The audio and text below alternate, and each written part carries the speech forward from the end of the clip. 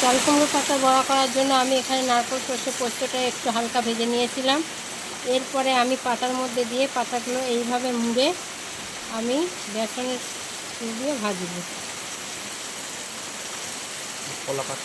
এবার আমি একটু কলার পাতার দড়ির মতন করে নিয়েছি, নিয়ে সেইটা দিয়ে একটু বেঁধে নিলাম।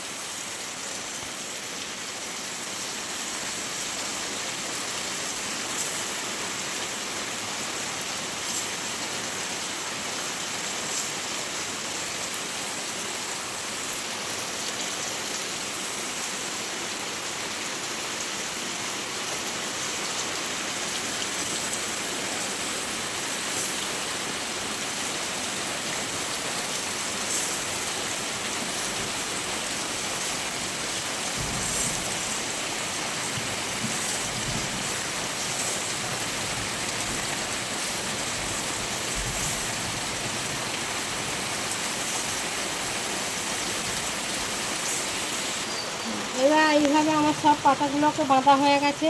এরপর বেসন গুলে নেবো, তারপরে বেসনে চুবিয়ে ভেজে নেব। বেসনটা আমি গুলে নিয়েছি। বেসনের মধ্যে আমি একটু গোলমরিচের গুঁড়ো, একটু সামান্য হলুদ আর নুন দিয়ে এটাকে ভালো করে গুলে নিয়েছি। কিন্তু আমি বেসনটাকে আমি খুব একটা পাতলা করিনি, একটু গাঢ় করে গুলেছি। গাঢ় করে গুললে ভালো হয়, কারণ পাতাটার গায়ে লাগবে ভালো। কড়াইতে সাদা তেল দিয়ে দিলাম।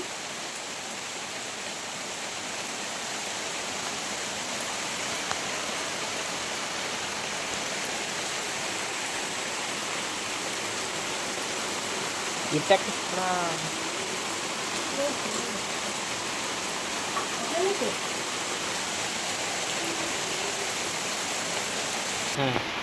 আমার কড়াইয়ের তেল গরম হয়ে গেছে। এইবার আমি বাটাগুলোকে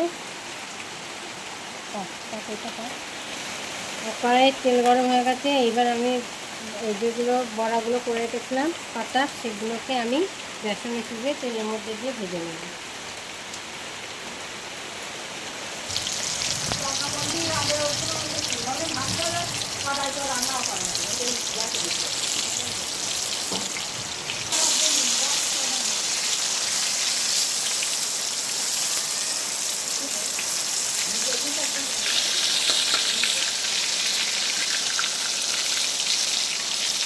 গুলোকে এইভাবে হালকা গুলোকে আমি একটু লাল লাল করে কড়া করে ভেজে নিয়েছি।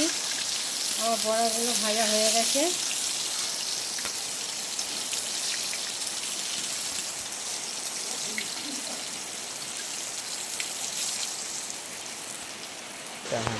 বন্ধুরা, তাহলে আজকে আমাদের রেসিপি দেখলেন চাল কুমড়ো পাতার বড়া।